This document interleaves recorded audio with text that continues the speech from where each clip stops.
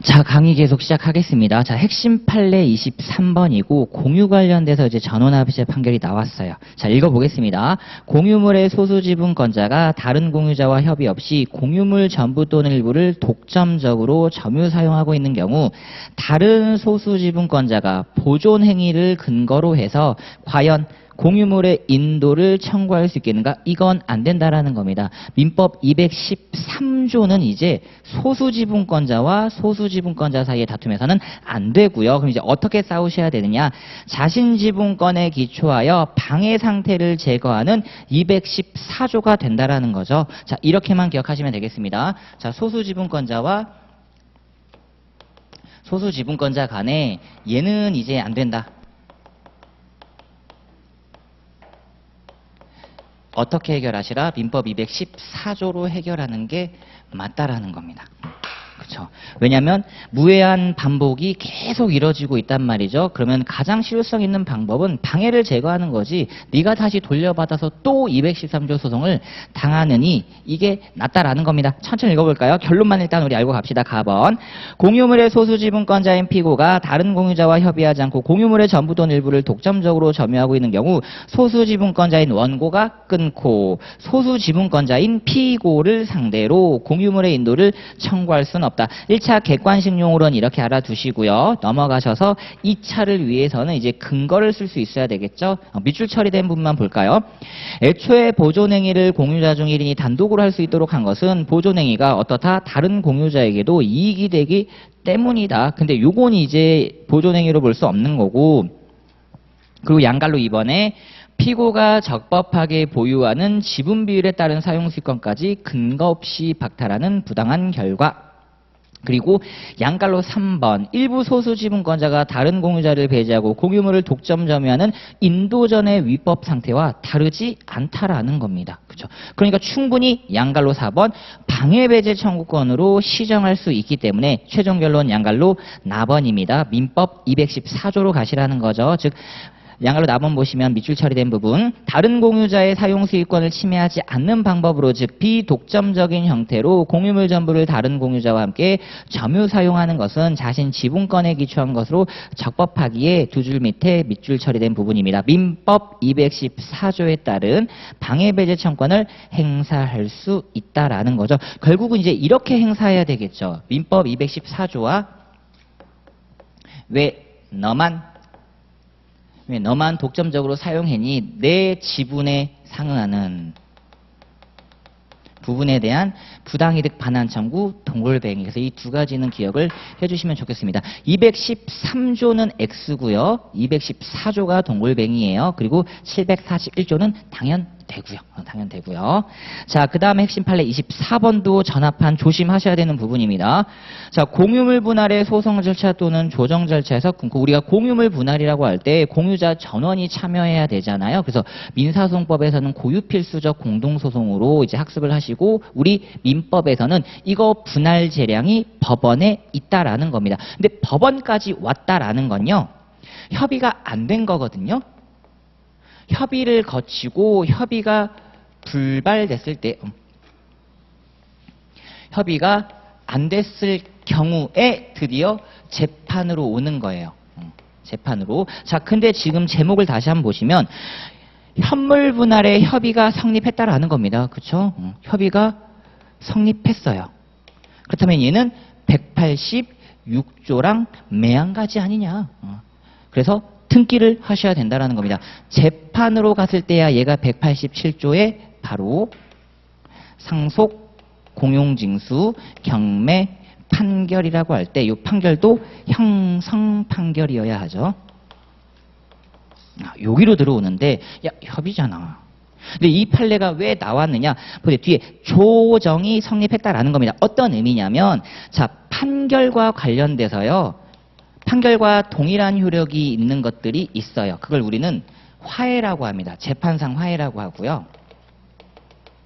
이 재판상 화해를 그대로 타는 것들이 조정, 화해 권고 등등등 이런 게 계시거든요. 그러니까 충분히 이건 변호사께서 건들만 했다라는 거야. 봐라. 판결을 받진 않았지만 판결과 동일한 효력이 있는 조정을 받지 않았느냐? 그럼 이거 우리 187조 판결 받은 거 아니냐? 아니야. 니네 그 조정에 기재된 내용이 뭐야? 협의한 거잖아. 그럼 실질이 협의라는 겁니다. 천천히 읽어볼게요. 두 번째 줄. 자, 조정이 성립하였다 하더라도요. 이 말인 거지. 분명 나도 알고 있어. 너가 변호사야. 굳이 네가 그렇게 얘기 안 해줘도 나도 이거 잘 알고 있다. 자, 조정이 성립하였다 하더라도 그와 같은 사정만으로 재판에 의한 공유물 분할 경우와 마찬가지로 즉시 공유관계가 소멸하고 각 공유자에게 협의에 따른 새로운 법률관계가 창설되는 것은 아니답니다. 결국 어떤 의미다? 협의한 바에 따라 등기를 마쳐야 소유권을 취득한다라는 겁니다. 그래서 이 부분만 조금 조심해 주시고요. 자, 다음 이제 25번부터는 명의신탁입니다. 단골이죠. 1, 2차 완전 단골. 관련 판례도 상당히 많이 나왔기 때문에요. 여기 있는 판례만이라도 잘 정리 부탁드릴게요. 자, 시작해 봅니다.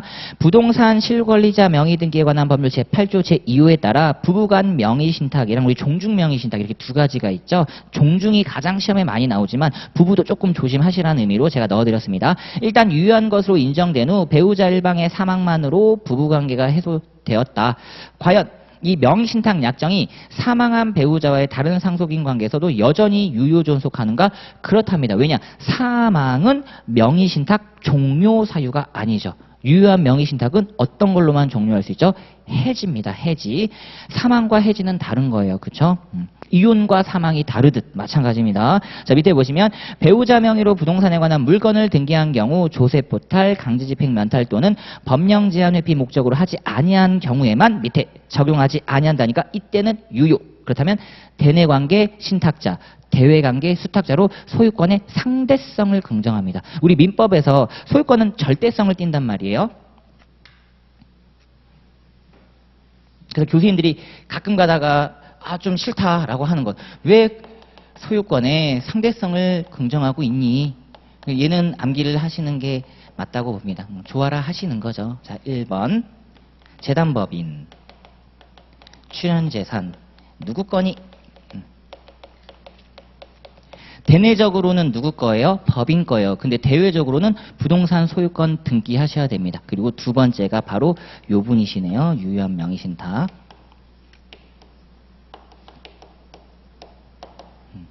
유효한입니다. 그렇죠. 대내 대외 분리가 되죠. 그리고 3번 동산 양도담보. 대표적인 거죠.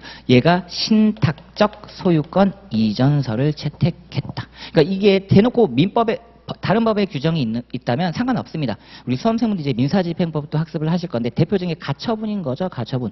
다 주장할 수 있지만 가처분권자에게만 못 덤비는 거. 그래서 가처분이 조금 무섭고 그건 이제 특별법에서 별도로 공부하시고요. 저랑은 이렇게 판례 3개 정도는 챙겨주시고 계속 읽어보겠습니다. 자, 밑줄 처리된 부분 들어가 볼게요. 배우자 일방의 사망 등으로 부부관계가 해소되었을 때 이혼도 마찬가지예요. 이혼만으로 명의신탁이 해소 안 됩니다.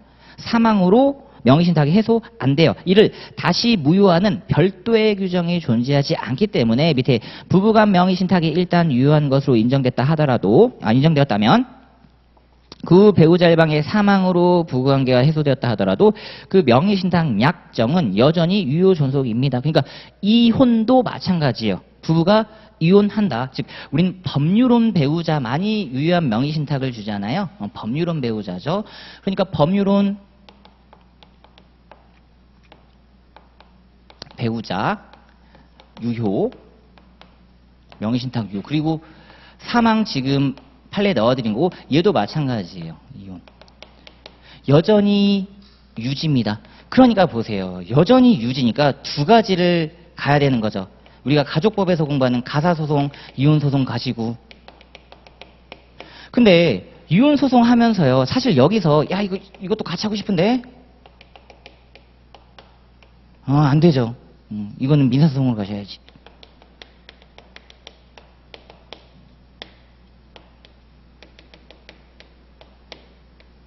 어쩔 수 없어요.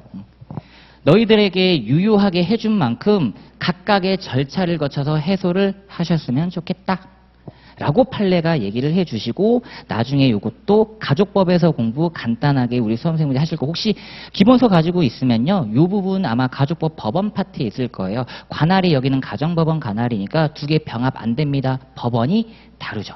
법원이 달라요. 법원이 아마도 헌법에서 법무사 헌법에서 공부를 하실 겁니다. 법원이죠. 법원. 7개 있죠. 7개. 대법원 포함해서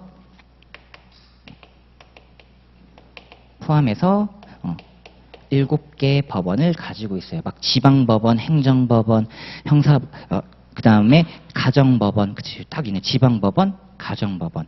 그리고 회색 이런 것들 그리고 각급법원 특히 대법원과 각급법원 이렇게 되어 있으니까 그런 부분들 헌법에서 공부하시면 되겠고요. 그 관련 판례 하나 넣어드렸습니다. 그러니까 무효가 되려면요 강제집행 면탈이라는 목적이 네 번째 줄 보시면 이게 인정되어야 한다라는 겁니다. 목적범 같은 경우죠. 형법에서 강제집행 면탈죄 있잖아요. 바로 목적이 있으셔야 된다. 자, 그럼 핵심 판례 26번입니다. 지난 시간에 제가 말씀드렸던 보세요. 소유권 이전 등기 청구권의 양도법리요. 양도법리 또 가봅니다. 부동산 명의신탁자가 명의신탁 약정을 해지한 다음 제3자에게 명의신탁 해지를 원인으로 하는 보세요. 소유권 이전 등기 청구권을 양도했는데 수탁자가 양도에 대해서 동의하거나 승낙하지 않습니다. 그러면 과연 우리의 양수인께서 수탁자에 대하여 직접 소유권 이전 등기를 할 수 있는가? 안 된다라는 거예요. 소유권 이전 등기 청구권의 양도 제한 법리에 걸린다라는 겁니다. 즉 동의 내지 승낙이 필요하고 통지만으론 안 된다라는 거예요. 자, 네 번째 줄 확인해 봅니다. 중간 생략 등기에 대한 나왔죠. 최초 양도인과 중간자의 동의가 있는 외에 최초 양도인과 최종 양수인 사이에 중간 생략 등기 합의가 있었음이 요구되며 비록 최종 양수인이 중간자로부터 소유권 이전 등기 청구권을 양도받았다 하더라도 최초 양도인이 양도에 대하여 동의하지 않고 있다면 최종 양수인은 최초 양도인에 대하여 채권 양도를 원인으로 하는 소위 등 이행을 청구할 수 없답니다. 법원 행시 2차에서도 출제된 판례예요. 그리고 이런 법리는 지금 우리가 본 요 명의신탁 해지했다, 명의신탁 약정을 해지했다란 말은 어떤 의미죠? 유효한 명의신탁이었다라는 거죠. 해지란 말은 유효 명의신탁에서 나옵니다. 무효 명의신탁에서는 해지가 나오지 않아요. 해지한 다음 제3자에게 명의신탁 해지를 원인으로 하는 소유권 이전 등기 청구권을 양도하였다 하더라도 양도에 대하여 동의하거나 승낙하지 않고 있다면 역시 수탁자에 대하여 직접 단어 나왔네요. 소유권 이전 등기 청구권 할 수 없답니다. 그러니까 점유, 취득, 수요, 소위 등을 양도받은 것과 확실히 달리 보고 있다라는 겁니다. 기억 잘 해주시고요. 자, 그 다음에 핵심 판례 27번입니다. 자, 부동산 실권리자 명의등기에 관한 법률 시행 후에 이른바 계약명의 신탁약정이 체결되고 그에 따라 수탁자가 선임매도인과 선임매도인이네요. 매매계약을 체결하여 자신 명의로 그 부동산 소유권 이전 등기를 마친 경우 우리 수탁자가 신탁자에게 반환하여야 할 부당이득 범위에는 당연히 매수자금인데요. 뒤에 때문에 그렇습니다. 취득세, 등록세 등 혹시라도 세금이 제공됐다 그러면 이것도 같이 반환하는가? 그렇다. 객관식 용어로 챙겨주시면 좋을 것 같습니다. 부실법 시행 이유죠. 시행 전에는 부동산 취득도 가능했다. 이것도 같이 학습 부탁드립니다. 자, 밑줄 처리된 부분만 볼까요? 선임매도인과의 계약명의 신탁이니까 네 번째 줄 명의수탁자는 당해 부동산의 소유권을 완전 취득한다. 그러니까 이제 부동산 달라고 할 수가 없다. 그럼 나 이제 뭐 돌려줘야 돼? 밑에 위 계약명의 신탁약정 무효로 인하여 명의신탁자가 입은 손해는 당해 부동산 자체가 아니라 명의수탁자에게 제공한 매수 자금이며 혹시 이에 더하여 취득세, 등록세까지 제공받았다면 두 줄 밑에 내려와 주시면 취득세, 등록세 등의 취득비용도 특별한 사정이 없는 밑에 부당이득으로 반환해 주시면 되겠습니다. 자, 그리고 핵심 판례 28번이에요. 조심하셔야 되는 부분. 자, 이른바 계약명의 신탁에서 매매계약을 체결한 악의의 매도인이 그럼 무효가 나오죠. 악의 매도인이니까 명의수탁자 앞으로 부동산 소유권 이전 등기를 마친 경우 무효인 거 맞습니다. 그러니까 다시 매도인에게 소유권이 복귀되죠. 따라서 수탁자가 부동산을 제3자에게 처분하면 이게 바로 뭐예요? 무권리자 처분행위로서 불법행위가 됩니다. 근데 이때 만약에 매매대금을 매도인이 다 수령했다 이거예요. 과연 매대금을 다 수령한 우리의 매도인에게 이 처분행위로 인해서 실질적인 손해가 발생했는가? 왜냐? 불법행위에서의 손해는 현실 구체적인 손해여야 하거든요. 근데 얘는 손해 발생한 게 없어요. 매매계약 체결했죠. 매대금 받았죠. 결국 매도인 입장에서는 계약에 무효가 나왔다 하더라도 등기 무효가 나왔다 하더라도 자기가 매매계약을 통해서 달성하고자 하는 바는 목적 달성이 이루어졌다라는 겁니다. 따라서 마지막 번째 줄 보시면 어떠한 손해도 입은 바가 없다. 그리고 이걸 긍정하면요. 이분에게 이중 취득을 시켜주는 거잖아요. 부동산도 다시 되찾아왔는데 부동산에 해당하는 손해까지 청구할 수 있게 한다 그러면 이거 너무 매도인에게 유리한데 그럼 저는 무조건 악의 매도인이 될 겁니다. 그렇죠? X. 자, 넘어가시면 핵심 판례 29번입니다. 자, 명의신탁자와 명의수탁자가 계약 명의신탁 약정을 맺고 수탁자께서 당사자가 되어 매도인과 부동산에 관한 매매계약을 체결한 경우 계약과 등기의 효력 판단 기준 시점이에요. 유효냐 무효냐. 결국 이 얘기는 뭐다? 매도인이 선이거나 매도인이 악이거나 이걸 언제 판단한다? 매매계약 체결 시입니다. 항상 우리 민법이 요구하고 있는 거죠. 법률행위 당시, 계약 체결 당시, 대리행위 당시. 그 이후의 사정은 고려 안 함. 왜냐? 매매라고 하는 사적 자치 대등한 관계에서 분명히 매도인 측, 매수인 측 다 알아보고 딱 계약서의 도장을 찍는단 말이에요. 그러니까 신중을 기해서 계약서 도장을 찍었다고 생각하는 거죠. 그러니까 그 이후 명의신탁 약정 사실을 알게 되었다 하더라도 무효가 되지 않습니다. 이후의 사정은 고려하지 않아요. 왜 그렇죠? 법적 안정성을 완전해야죠. 그러니까 계속 왜 법률행위 당시냐? 그냥 법적 안정성이 해야진다. 왜냐면 되게 우연한 사정이에요. 제가 우연히 알게 된 거야. 우연히 알게 됐는데 나 무효로 가야지. 그러면 알았다고 처음에는 몰랐다고 얘기하고 부동산 다시 가져오고 싶은데 저는 알았다고 딱 증명하면서 무효 주장을 할 것 같아요. 그러면 무너지는 거지. 불안불안해. 자, 따라서 확인해 봅니다. 세 번째 줄.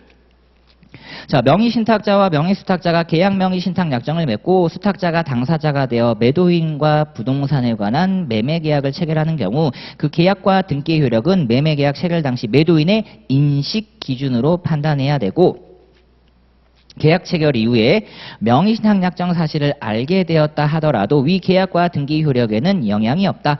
매도인이 계약 체결 이후 명의신탁 약정 사실을 알게 되었다는 표현 보세요. 우연한 사정으로. 괜히 이런 표현 주는 게 아닙니다. 이건 진짜 우연한 거예요. 우연한 거.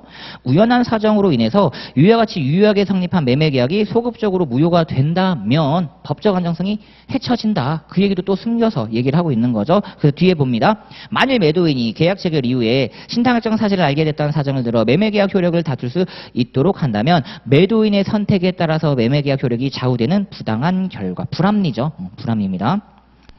저는 무조건 악의 매도인이 된다고요. 그죠? 자, 핵심 판례 30번 가봅니다. 자, 3자 간 등기 명의신탁에 의한 등기가 유효기간 경과로 무효로 된 경우 목적 부동산을 인도받아 점유하고 있는 신탁자의 매도인에 대한 소유권 이전 등기 청구권은 소멸시효가 진행 안 합니다. 이것도 제가 다시 정리해 드릴게요. 민법 총칙에서도 봤는데 정말 특이하단 말이에요. 얘가 갖는 힘. 얘가 갖는 힘이죠. 두 가지. 점유 보호 이론이었어요. 처분 보호 이론입니다. 대법관님들께서 이거 입법의 미비네. 그럼 이거 어떻게 해야지? 그렇지. 소유권 이전 등기 청구권이라고 하는 걸 만약에 점유하여 사용 수익하고 있다고 그러면 이거 시효 진행시키지 말자. 그리고 처분을 했다 치면 적극적인 권리 행사로 봐서 얘도 시효 진행을 시키지 말자라고 딱 세팅해 놨어요. 그러니까 얘는 보세요. 이건 지금 어찌 보면 판례법이거든. 이걸 확장 유추 적용하면 제가 그때 말씀드렸습니다. 이거는 삼권 분립에 어긋나죠. 대법원, 법원은 재판기관인 거지 입법기관이 아니란 말이에요. 그러니까 조심스럽다라는 겁니다. 첫 번째, 바로 법정채권. 여기 있네요. 그러니까 얘는 완전 특이해. 계속 얘 예외를 두는 거죠. 달라. 그래서 얘는 이것만 적용됩니다. 이건 그대로 적용시켜줘야 되는 거 맞죠? 점유보호 이론만 적용시켜주고요. 이분이 처분했다 치면 적용을 안 시키고 이분 시효 진행을 시키는 거 맞죠? 요렇게. 그리고 지금 요거 나온 거잖아요. 부당이득.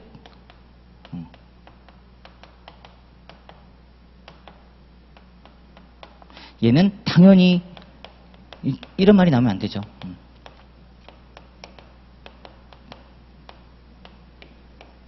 그냥 시효 진행한다라는 겁니다.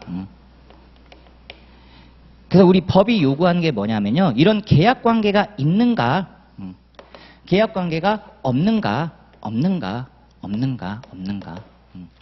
이걸 두고 확장시킬지 아닐지를 판단을 하겠다라는 겁니다. 그래서 이건 다 알아두시는 게 나중에 이제 2차 학습을 위해서도 유리하지 않나 싶어요. 자, 다시 천천히 읽어볼까요? 자, 부동산의 매수인이 목적물을 인도받아 계속 점유하고 있는 경우 매도인, 그러니까 매매잖아요. 그쵸? 매매에 대한 소유권 이전 등기 청구권은 소멸시효가 진행되지 않고 이러한 법리는 3자 간 등기 명의 신탁에 의한 등기가 유효기간 경과로 무효로 된 경우에도 당연히 마찬가지입니다. 그러면 요거는 계약 명의 신탁에서 나온 거죠. 부실법 시행 전에는 부동산 취득 가능하니까 부동산 소유권 이전 등기 청구권이에요. 요 이전 등기 청구권의 법적 근거가 뭐라고요? 부당이득이요. 부당이득 조심하셔야 됩니다. 자, 그 다음에 이제 핵심 판례 31번 관련돼서는 이제 지상권 나오네요. 지상권.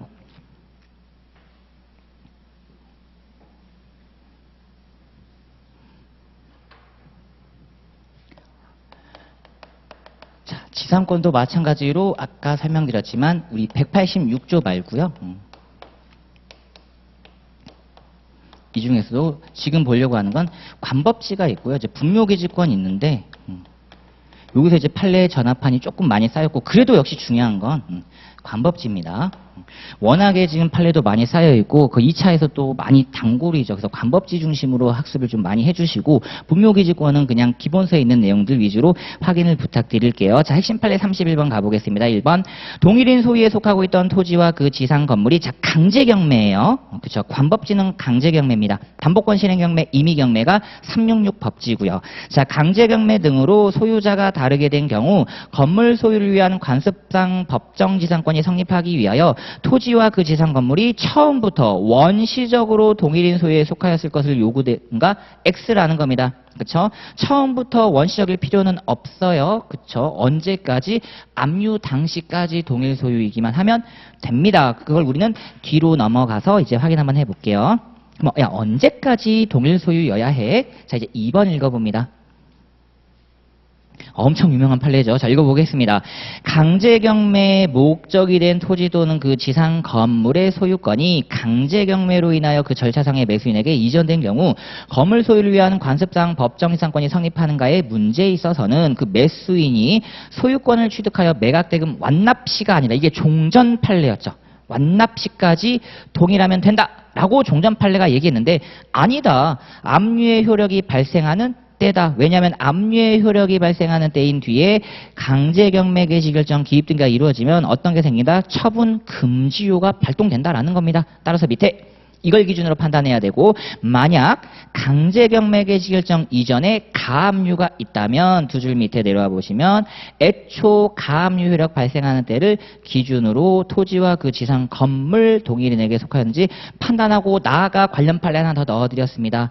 강제경매 목적이 된 토지 또는 그 지상 건물에 관하여 강제경매를 위한 압류나 그 압류에 선행하는 가압류가 있기 이전에 어떤 게 있대요? 저당권이 설정되어 있다면 이때는 무조건 저당권 설정 당시 기준으로 갑니다. 왜냐? 저당권자가 저당권 실행 들어가시는 순간 싹 다 바뀌죠. 저당권 법지로 싹 다 전환되기 때문에 그렇답니다. 그래서 여기서 관법지를 학습을 하실 때 대법원 판례법리죠. 너무 막강하단 말이에요. 그러니까 분명히 우리가 민법 1조는요. 법원이에요. 보충효인 거 알겠는데 우리 물건 들어와서 185조는 또는이라고 되어 있어가지고 와 이거 대등효인가?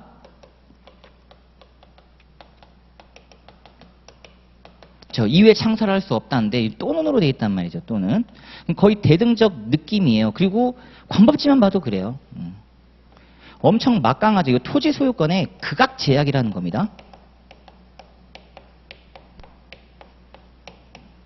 야, 내 땅인데 내가 못 써. 관법지가 강제됐단 말이에요. 그러니까 대법원도 이걸 너무 잘 알고 있어요. 너무 잘 알고 있기 때문에 지금 추세가 계속 어떻게 한다? 성립 범위 축소입니다.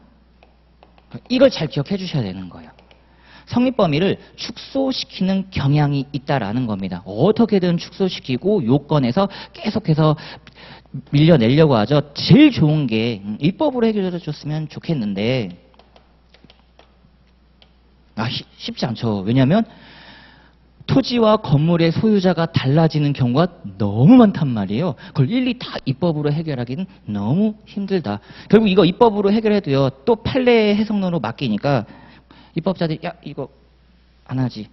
그러니까 대신 우리가 이거 해주겠다. 대표적인 첫 번째 판례가 바로 요 녀석이었습니다. 요 녀석 기억 잘 해주시고요. 그러니까 강제경매잖아요. 우리 수험생들이 이제 집행법도 공부하시는데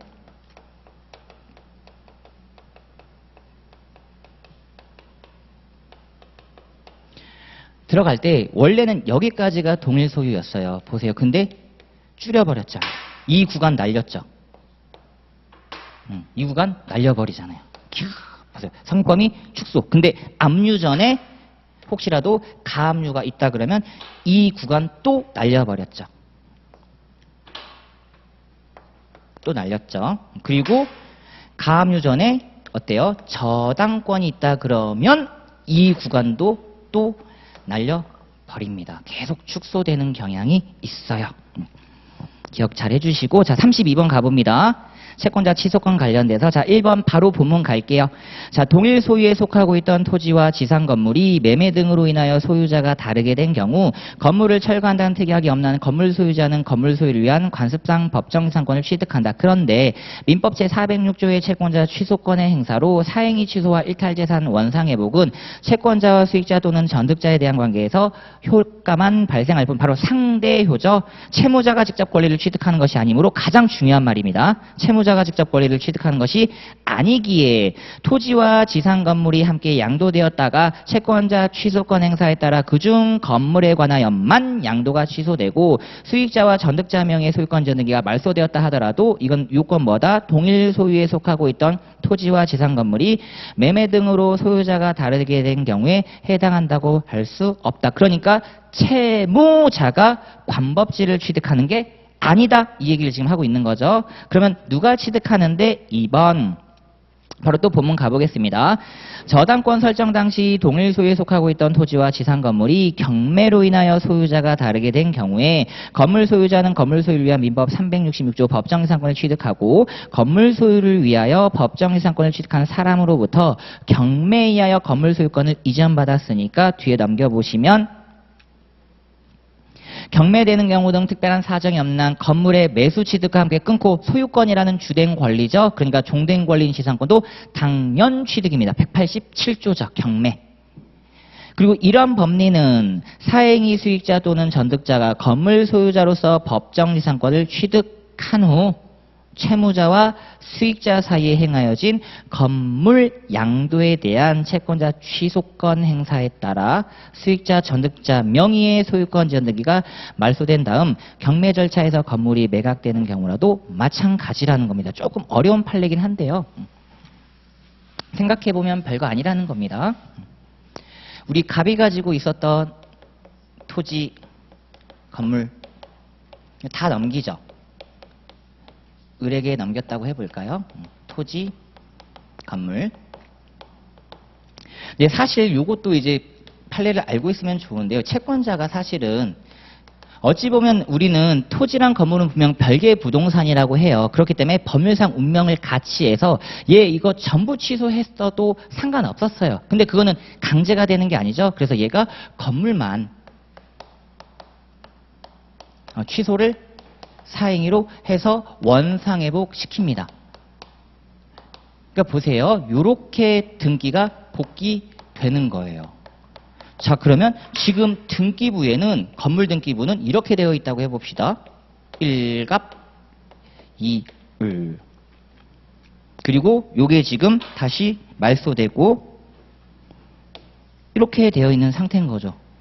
그러면 지금 등기부상 소유권자는 얘입니다. 그래도죠. 그래도 을이 여전히 소유라는 거예요. 지금 이 얘기를 지금 하고 싶은 겁니다. 그러면서 이제 경매 들어가는 거죠. 경매 들어가시니까 이제 건물 경매 들어갑니다. 강제 경매 들어가니까 187조 요건 딱 갖추죠. 와, 동일 소유? 관법지 요건. 이게 나와야 되는데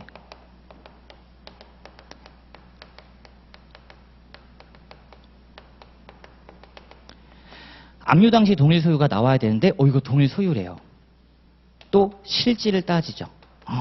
자 보세요. 형식입니다. 관법지가 이런 표현도 뭐다? 계속 성립 범위를 축소하고 있다. 이겁니다. 관법지는 명문의 규정이 없기 때문에 동일 소유 여부를 진짜 실질로 따져요. 근데 저당권 법지는 어때요? 저당권 설정 당시 깔끔하지. 강행법규이기 때문에 형식적으로 그냥 바로 빡 따져서 다 안 돼.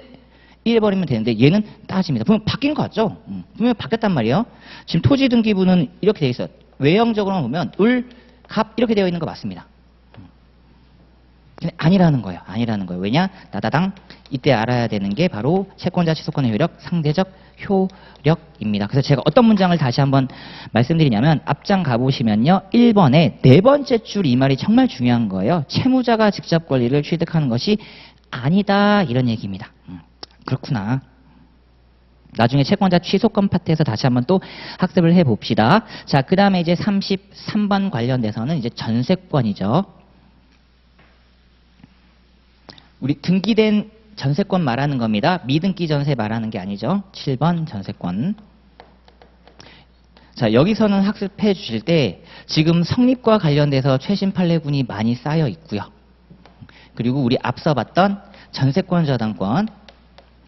이걸 교수님이 전세권 파트에서 학습을 할지 저당권 파트에서 문제를 낼지 아니면 앞서 봤다시피 통정허위 표시에서 낼지 그건 교수님 마음이니까 그래서 다시 한번 확인을 해주시고 그리고 효과 파트에서는 두 가지로 존속 중 바로 전세권이라는 사용수익권. 조문 가장 중요한 게 두 가지가 있어요. 304조랑 305조죠. 이건 전세권 법지요. 그리고 이게 효력 범위. 제3자에게도 있는. 그러니까 물건의 특징이요. 이런 것들이 추가적으로 있는 거죠. 소유권 사실 이런 범위 별도 규정 안 둬요. 왜? 소유권 조문 자체에서 상하에 미친다 대놓고 써버렸어. 근데 전세권은 좀 얘기해 줘야 돼. 야, 어디까지 미치니? 저당권도 어디까지 미치니? 그러니까 이런 게 중요하게 등장하는 거죠. 이런 게. 그리고 소멸 후 바로 역시 너구나.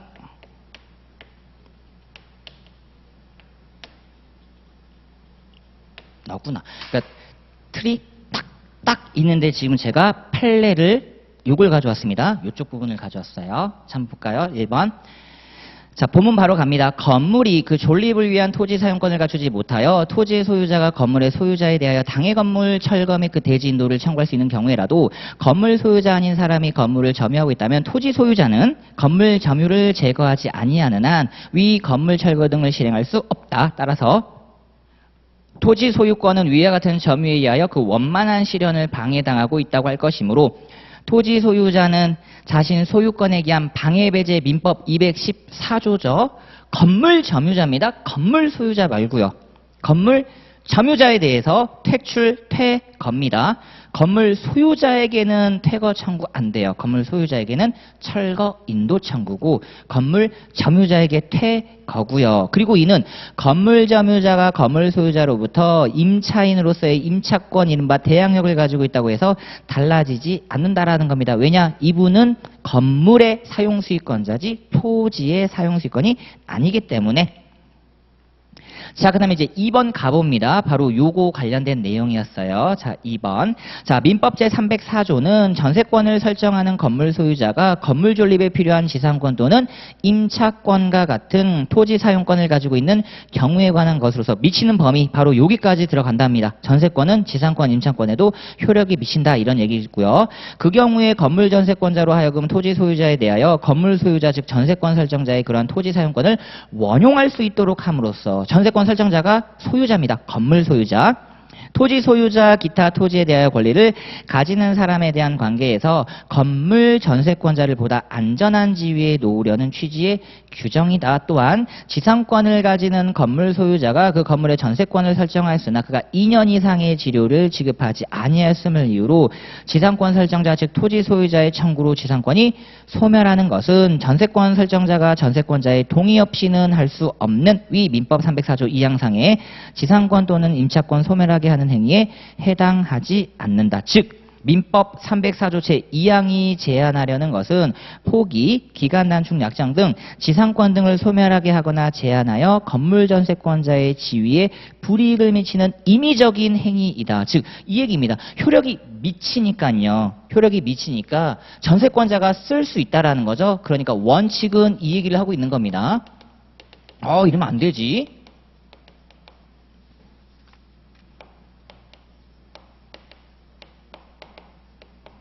왜냐하면 전세권자도 쓸 수 있기 때문에 내 허락도 받아라 라는 겁니다. 근데 이 전세권자 동의 없이 포기 못한다의 의미에서 이 포기 못하는 건 설정자의 임의적인 행위죠. 임의.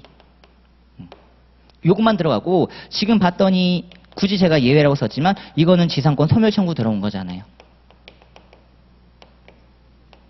이건 임의적인 게 아니죠. 요거는 적법하게 소멸된 거 맞습니다. 맞습니다. 근데 괜찮죠. 2년 이상이니까. 왜냐하면 대부분 이제 건물 전세권의 경우에는 1년짜리잖아요. 최단 존속 기간이 있죠. 그러니까 혹시라도 법정갱신이 됐을 때 2년 지료 지급이 나올 수 있는데 그 판례가 나왔다는 거예요. 그죠? 법정갱신을 통해서. 원래 건물 전세는 최단 존속 기간 1년, 그리고 법정갱신 되면 또 계속 들어가니까 이 판례가 충분히 나올 수 있구나라고 생각해 주시고요. 자, 계속 읽어봅니다. 그것이 법률 규정에 의하여 지상권 소멸청권의 발생 요건으로 정하여졌을 뿐 지상권자의 지류부 지급 그 자체를 막으려고 한다거나 또는 다음 페이지 넘어가 봅니다. 지상권 설정자가 취득하는 위의 지상권 소멸청권이 그의 일방적 의사표시로 행사됨으로 인하여 지상권이 소멸된 효과를 제한하려고 하는 것이라고 할 수는 없다라는 겁니다. 그래서 따라서 뒤에 전세권 설정자가 건물 존립을 위하여 토지 사용권을 가지지 못하여 그가 토지 소유자의 건물 철거 나왔죠? 보세요. 소유자가 철거입니다. 철거 등 청구에 대항할 수 없는 경우 민법 304조 등을 들어 전세권자 또는 대항력인 임차권, 전세권자 역시 토지 소유자 권리 행사에 대항할 수 없음이죠. 결국 이 얘기를 하는 거예요. 전세권자 동의 없이 포기 못하니까 여전히 전세권자께서는 사용 수익을 하실 수 있다라는 거죠. 즉 전세권 대항이 가능합니다. 근데 요거는 사용수익을 못한다라는 거죠. 우리 전세권자께서 사용수익을 못하세요. 그러니까 전세권 대항이 이제는 안 됩니다. 요 얘기를 지금 하고자 하는 거죠. 요 얘기를. 자, 그 다음에 34번 전세권 존속기간이 시작되기 전에 마친 전세권 설정 등기가 유효한가 그렇다. 이거는 제목으로 끝내주시면 좋겠고요. 자, 그 다음에 핵심 판례 35번입니다. 바로 요 전세금 확보 이제 방안.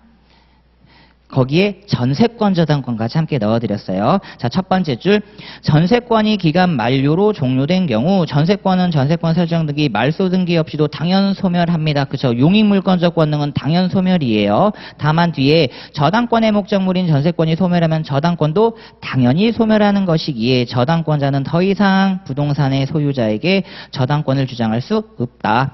전세권에 대하여 저당권이 설정된 경우 그 저당권의 목적물인 물권 전세권 그 자체이지 전세금 반환 채권은 그 목적물이 아니답니다. 그쵸? 전세권 저당권이지 전세금 저당권이라고는 들어본 바 없어요. 그러니까 얘는 전세금 반환 채권 그 자체는 목적물이 아니기 때문에 다른 루트를 통해서 전세금이라고 한 걸 땡겨와서 저당권자가 자신 채권 만족을 얻을 수 있다라는 겁니다. 그래서 어떻게 들어가시냐 뒤에 보시면 전세금 반환 채권에 대하여 압류 및 추심 명령 또는 전부 명령을 받거나 제3자가 전세금 반환 채권에 대하여 실시한 강제 집행 절차에서 배당 요구 등을 하는 방법 등으로 자신 권리를 행사하여 비로소 전세권 설정자에 대해 전세금 지급을 구할 수 있겠다. 바로 물상대위라고 하는 거죠. 저당권 부분에서도 우리 수험생분들이 학습을 진하게 하셨을 겁니다. 자, 그러면 넘겨보시면요. 자, 핵심 판례 36번부터는 이제 유치권, 이제 담보물건 들어가네요. 조금 어려운 부분이 이제 여기 들어가는 거죠. 8번의 유치권 부분입니다. 얘가 어려운 이유가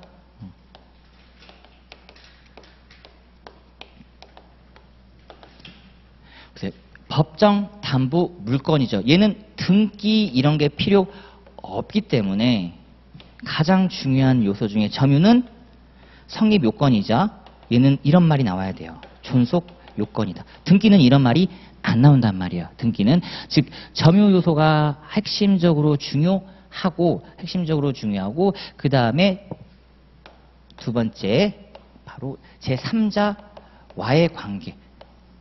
아시겠죠? 그러니까 기본기부터 시작입니다. 법정담보 물건이고 등기라고 하는 외부 공시 방법이 없기 때문에 그럼 나는 요건 파트에서는 역시 중요한 것.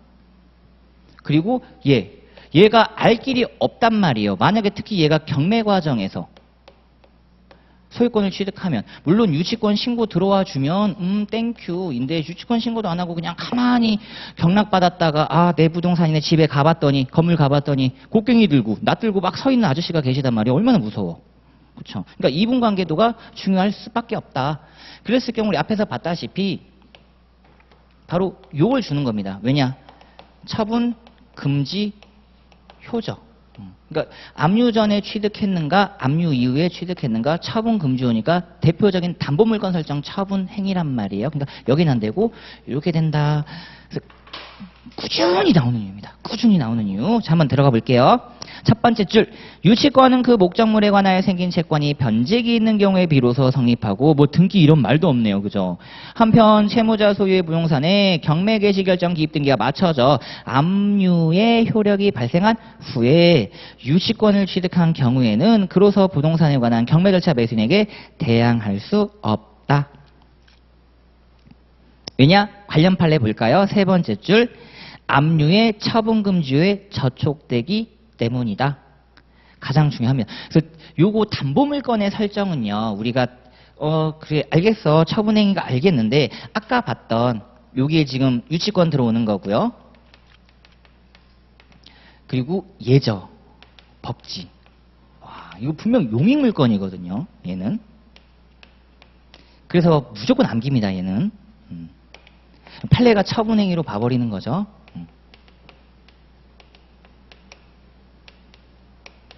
그래서 가장 유명한 판례가 앞에 봤던 거고 하나 더 추가하면 그러니까 얘는 이것도 혼자 못해요. 지분의 과반수권자. 지분의 과반수권자. 안 돼요. 못해요. 그렇죠? 처분행위 때문에 전원동의가 필요하다는 겁니다. 전원동의. 공유 파트에서의 법지. 가장 어려운 부분이기도 하죠. 자, 다음 내용 보겠습니다. 관련 판례 두 번째. 자, 담보권 실행을 위한 경매 절차에서 경락인은 유치권자에게 그 유치권으로 담보하는 채권을 변제할 책임이 있답니다. 그죠? 책임이죠. 채무 아니다. 채무 아니다.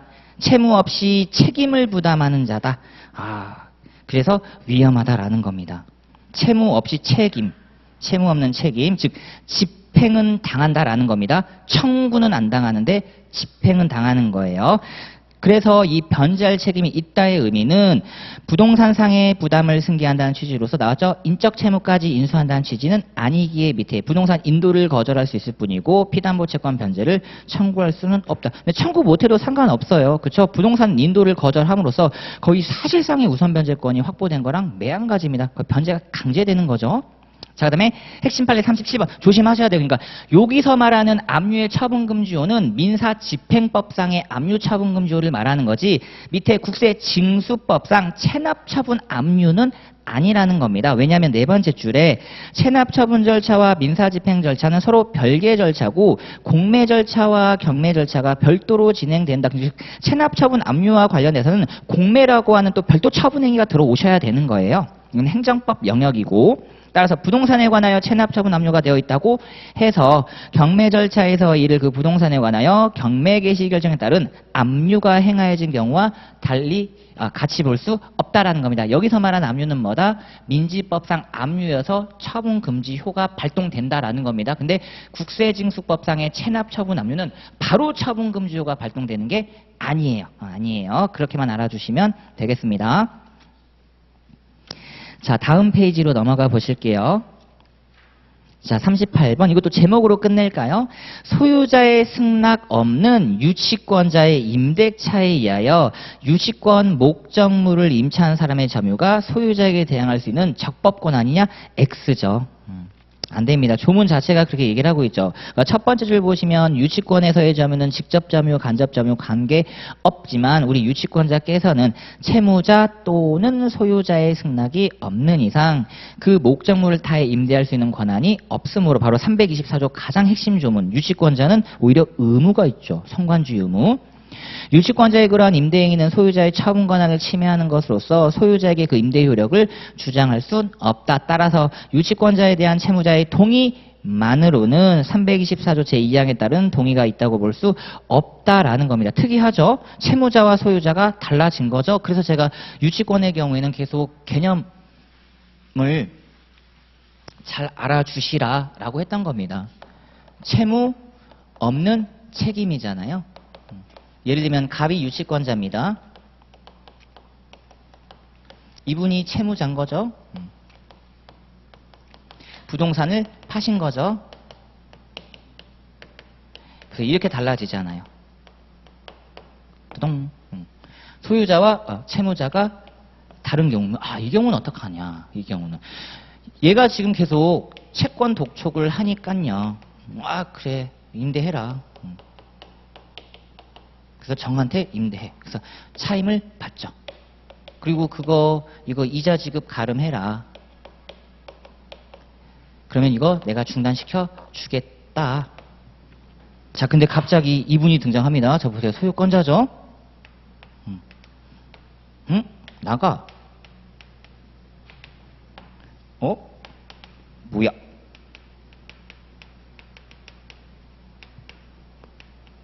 다 되죠? 다 됩니다. 왜? 이분은 승낙한 바가 없어요. 바로 요런 사안이었습니다. 요런 사안.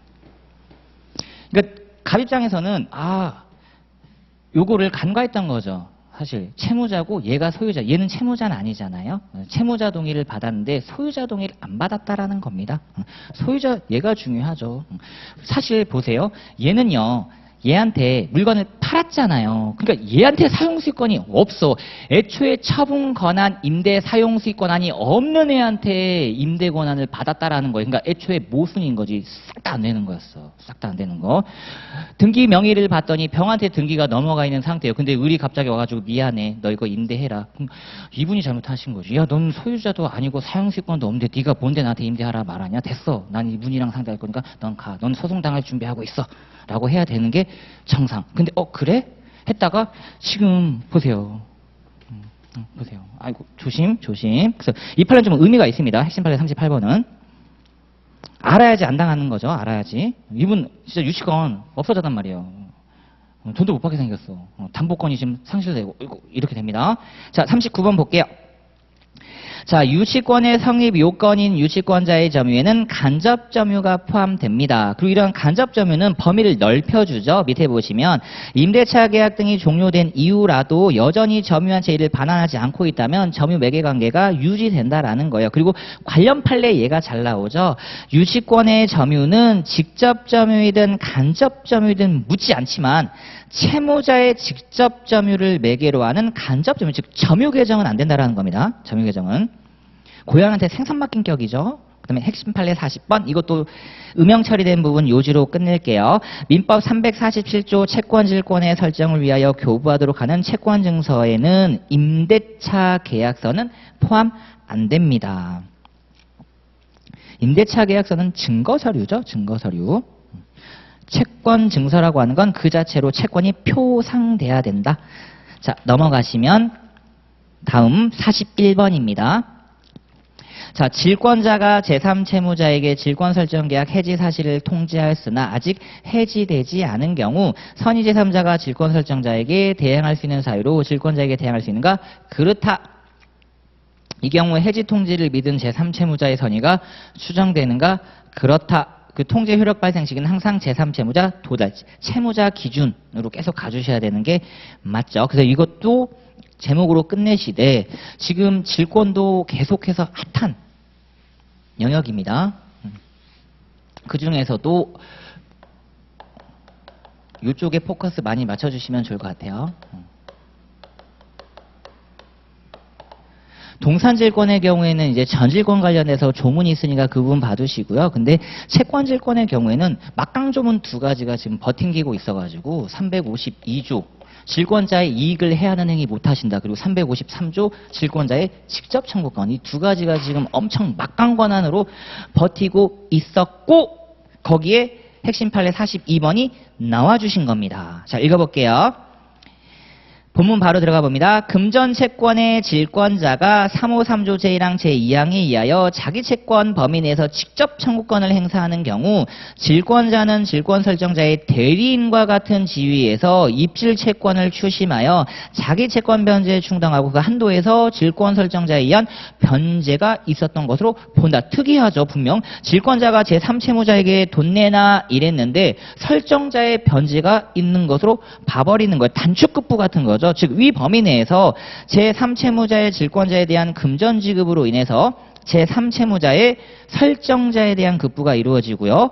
설정자의 질권자에 대한 급부가 동시에 이루어졌다. 바로 단축급부입니다. 그러므로 이러한 경우 입질채권 발생 원인인 계약관계 무효 등의 흠이 있어 입질채권이 부존재하면 계약 당사자인 제3채무자와 질권 설정자끼리 해결을 해야지 질권자를 상대로 직접 부당이득 반환을 구할 수 없죠. 단축급부이기 때문에. 자, 그러면 질권자한테 가고 싶은데 어떻게 갈 수 있냐? 2번입니다. 질권자가 자기 채권 초과금전 지급받은 경우죠. 그럼 이 초과분은 당연히 밑에 부당이득 반환을 구할 수 있어요. 자, 근데 질권자가 착하셨네. 야, 제3채무자가 나 초과 지급 줬다. 그 질권 설정자한테 돌려줍니다. 그럼 다시 질권 설정자에게 가야죠. 엄청난 판례죠. 물고 물리는 판례. 기억 잘 해주시고 세 번째 줄 본문 들어가 봅니다. 질권자를 상대로 초과 지급 부분에 관하여 부당이득 반환을 구할 수 있지만 질권자가 초과 지급 부분을 질권 설정자에게 그대로 반환한 경우라면 초과 지급 부분에 관하여는 더 이상 이제 설정자가 실적 이익을 받은 것이지 질권자로서는 실질적 이익이 없다 할 것이므로 제3채무자는 질권자를 상대로 초과 지급 부분에 관하여 부당이득 구할 수 없답니다. 질권자가 부당이득 반환 청구 안 당하려면요. 설정자에게 빨리 초과 지급분을 반환하시는 게 타당할 듯 싶습니다. 자, 그 다음에 넘겨보시면 핵심 판례 43번입니다. 바로 이제 요거 관련된 내용이거든요. 이거 제목으로 한번 끝내볼까요? 1번. 질권 설정자가 제3채무자에게 질권이 설정된 사실을 통지하거나 제3채무자가 이를 승낙한 경우 제3채무자가 질권자의 동의 없이 질권의 목적인 채무를 변제하였음을 이유로 질권자에게 대항할 수 없습니다. 그렇죠. 이게 대표적인 질권자의 이익을 해하는 행위. 그게 어디에도 들어간다? 네 번째 줄 변제 들어가고요. 못한다라는 겁니다. 밑에 마찬가지로 제3채무자가 질권자의 동의 없이 질권 설정자와 상계 합의를 함으로써 질권 목적인 채무를 소멸하게 하는 경우도 역시 안 돼요. 그래서 이건 기억 잘 하셔야 됩니다. 특이하죠. 요건이 얘는 진짜 엄격해요. 변제, 상계는 안 됩니다. 이건 진짜 소멸시키는 거 맞죠? 근데 판례가 이상해요.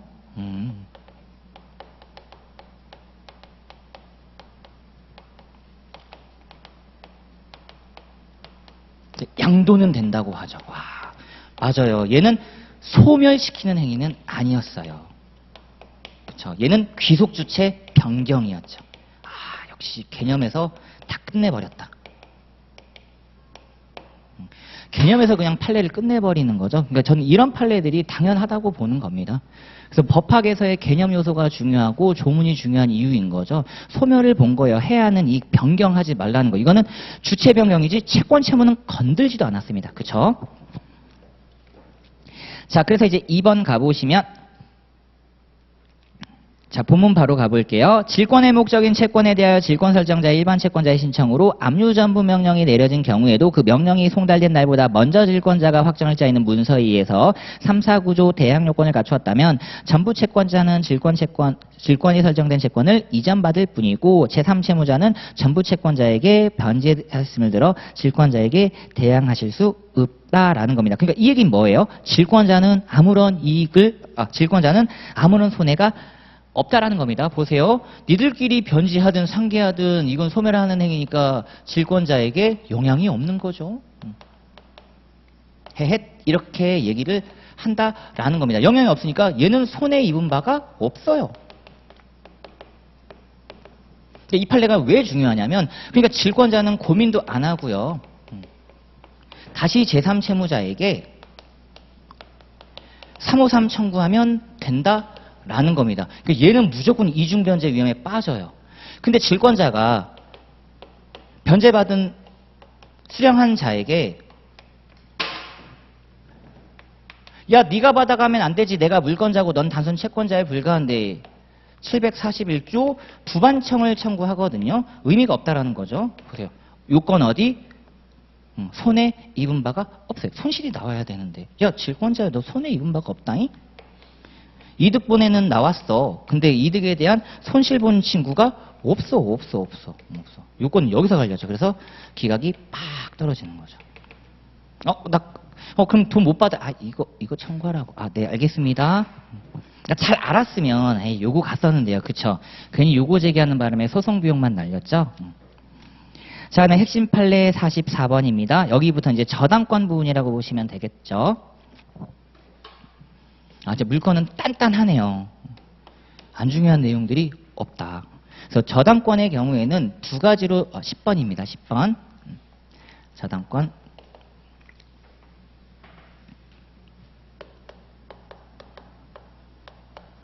저당권은 이제 학습을 위해서 임의적으로 가겠습니다. 자, 보통 저당권의 경우 성립 부분에서는 제3자 명의 이쪽 잘 봐주시고요. 무효등기 유용 이런 부분 봐주시고 그리고 아까 잠깐 말씀드렸던 불법 말소된 경우 등기는 어떻다? 효력 발생 요건이지 유지 존속 요건이 아니므로 위법하게 불법하게 말소되었다가도 여전히 저당권 살아있다 이런 느낌으로 봐주시고 효력 부분에서는 바로 이 친구입니다. 358조 목적물 범위 그리고 여기서 이제 플러스 물상대위까지 봐주시면 되고 그 다음에 366 법지 용익관계죠. 용익권과의 관계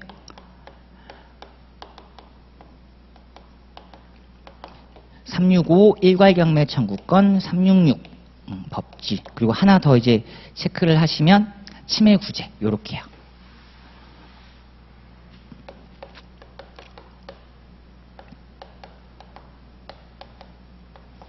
일단 보통 저당권만 봐도 어렵죠. 근데 이제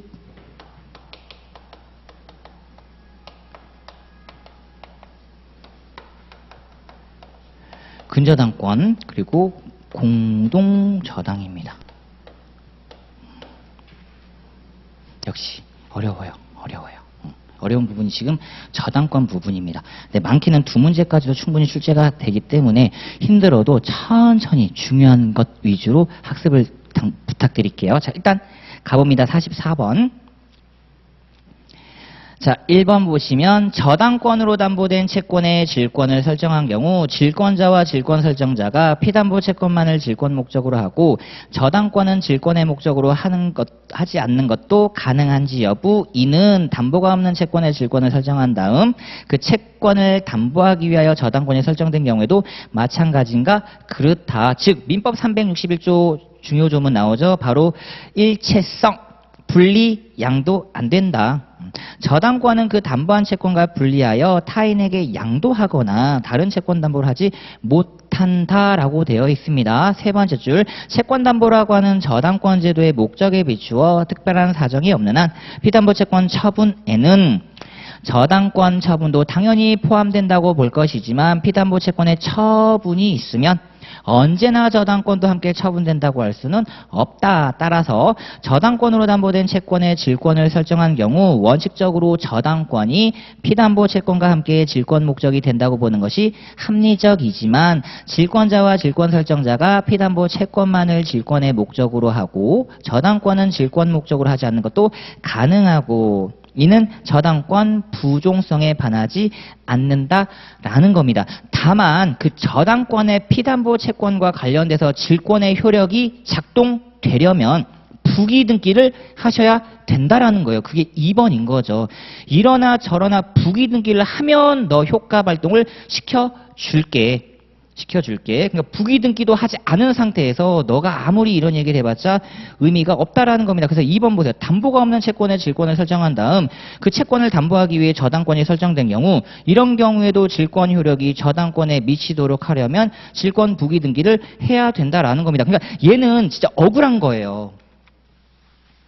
왜냐하면 먼저 설정했거든. 여기 지금 채권을 가지고 있죠. 그러니까 얘가 이렇게 질권을 먼저 설정한 겁니다. 사실 이 채권에 담보권이 있었으면, 이 채권에 저당권이 있었으면 나는 바로 질권 설정하고 부기 등기를 했지. 근데 질권 설정 당시에는 담보권이 없어요. 그리고 나서 얘네 둘이 병아 나 지금 이거 채권 금액이 너무 큰데 지금 보증금 20억짜리인데 너 이거 줄 수 있겠니? 아, 야 내가 저당권 해줄게. 2번. 저당권이 나중에 들어온 거죠. 근데 갑이 빨리 이거 했어야 되는데, 그쵸? 이렇게 했으면 됐는데요. 못한 거야. 이건 갑 잘못이 맞다라는 거죠. 갑 잘못이 맞다라는 겁니다. 따라서 이렇게 들어왔을 때 부기 등기를 안 하시면 효과가 안 미쳐요. 저당권 설정하고 그 후 말소를 해버린 겁니다. 돈 다 드리고. 그러니까 이거 못했지. 그래서 2번 내용만 잘 기억을 해주시고요. 그 다음에 핵심 판례 45번. 자, 동일 소유 토지와 그 지상 건물에 관하여 공동저당권이 설정된 후 그 건물이 철거되고 다른 건물이 신축됐다. 이 경우에 과연 법지를 줄 것이냐. 조심하셔야 되는 부분. 자, 밑줄 처리된 부분입니다. 자, 세 번째 줄. 신축 건물에 관하여 토지 저당권과 동일 순위 공동저당권을 설정해 주는 등 특별한 사정이 없는 한이죠. 밑에 법정 이상권 안 나옵니다. 결국 보셔야 되는 문장은 뭐예요? 신축 건물 관련돼서 저당권이 설정됐다면 법지 주겠다. 설정 안 됐다면 법지 안 주겠다. 객관식 용어로는 이렇게 기억을 해 두시고. 자, 그 다음에 넘어가시면 이제 판례 몇 개 안 남았습니다. 46번. 자, 후순위 근저당권자가 경매를 신청하셨대요. 그러면 후순위 근저당권자가 경매를 신청했으니까요. 요 후순위 근저당권자의 피담보 채권액은 경매 신청 시에 확정되는데 뒤에 보세요. 선순위 근저당권자는 자기가 직접 경매를 신청하지 않았단 말이에요. 그럼 이분은 피담보 채권액이 언제 확정되는가? 저당권이 싹 다 소멸되고 소유권이 확정적으로 취득되는 마지막 번째 줄. 경락인이 경락대금 완납한 때 확정되죠. 그러면 여기서 피담보 채권 범위와 관련된 관련 판례입니다. 이게 조금 더 중요하죠. 자, 밑줄 처리된 부분 보세요. 확정 전 키워드 발생한 원본 채권에 관하여 확정 후에 발생하는 이자 지송금은 여전히 담보하는 게 맞다라는 것. 자, 그리고 핵심 판례 47번. 공동저당권의 목적물인 채무자 소유 부동산과 물상보증인 소유 부동산이 함께 경매되어 동시배당 받습니다. 그렇다면 민법 368조 제1항에 안분비례 배당 이게 적용되는가? X. 그쵸? X. 안타깝지만 368조는 둘 다 채무자 소유일 때라든가 둘 다 물보 소유일 때, 그러니까 동일 소유일 때 적용되는 것이지 채무자, 물보 이렇게 다른 소유권자들끼리는 적용을 안 시킨다라는 점. 따라서 밑에서 세 번째 줄 채무자 소유 부동산 경매대가에서 공동저당권자에게 우선 배당받는 20배당의 경우로 갑니다. 자, 그러면 이제 핵심 판례 48번이에요. 공동저당의 목적인 채무자 소유 부동산과 물상보증 소유 부동산 중 채무자 소유 부동산의 경매가 이루어져 1번 공동저당권자가 변제를 받은 경우 채무자 소유 부동산에 대한 후순위 저당권자죠. 과연 이분이 물상보증인 소유 부동산의 저당권을 시행할 수 있겠는가? X 안 됩니다. 채무자 소유 부동산의 후순위 저당권자와 물보 사이의 우열관계는 물보 우선. 물보 우선. 이 부분만 기억을 잘 해주시면 좋을 것 같고요. 자, 핵심 판례 49번, 50번은 비전형 담보입니다. 가볍게 해서 두 가지만 넣어드렸거든요. 자, 바로 본문 가볼까요? 채권자와 채무자가 담보계약을 체결하였지만 담보 목적 부동산에 관하여 가등기나 소유권 전등기를 마치지 아니한 상태의 요건 불비라는 거죠. 채권자로 하여금 귀속정상 절차에 의하지 않고 처분 채권 회수하도록 했다. 요거 무효입니다. 왜냐? 강행법규 위반 무효죠. 나중에 귀속정산 절차 다 거쳐야 돼요. 그래야지 실체관계 부합으로 유효가 되며, 자, 핵심 판례 50번입니다. 자, 이것도 바로 보면 볼게요. 가등기 담보 등에 관한 법률 11조의 내용과 제척기간제도 본질 취지에 비추어 보면 채무자 등이 위 제척기간이 경과하기 전에 피담보 채무를 변제하지 아니한 제도는 변제를 조건으로 담보 목적으로 마친 소유권 이전 등이 말소를 청구하는 건 말도 안 된다라는 거죠. 제척기간 준수에 필요한 권리 행사에 해당한다고 볼 수 없습니다. 그러니까 말소 청구는 확정적으로 소멸되는 거죠. 이유는 딴 게 아니라 너무 당연한 얘기를 어렵게 얘기하고 있어요.